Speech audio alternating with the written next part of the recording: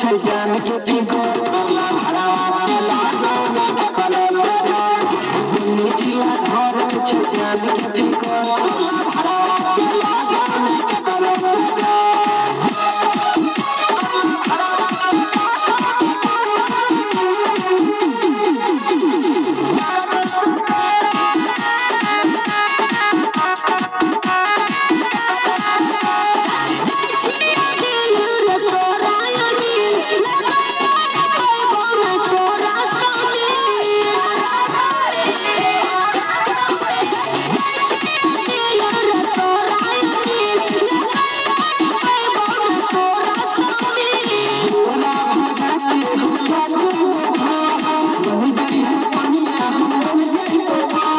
घर में छे जान के फिगर